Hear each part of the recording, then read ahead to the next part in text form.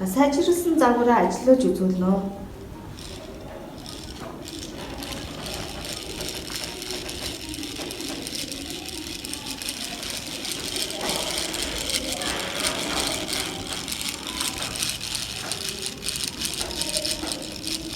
Эргэлтийн хөдөлгөөний тайлбарлана уу?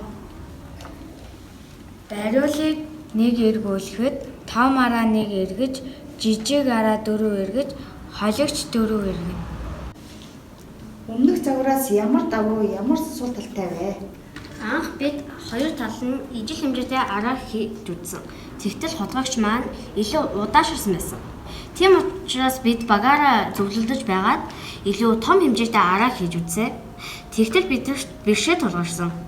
Манай их бие маань илүү жижиг байсан. Тийм учраас бид хоёр ширхэг хагас блок нэмж хийсэн. Тэгтэл манай хутгагч маань илүү хурдан ажиллаж байсан болохоор бид нар маш их баярлсан. Манай хөөсрүүлэгчийн давуу тал нь бариулыг нэг эргүүлэхэд хутгагч маань 4 удаа эргэж байсан. Учир нь том араа маань 40 шүттэй учраас манай хутгагч илүү хурдан эргэж байсан.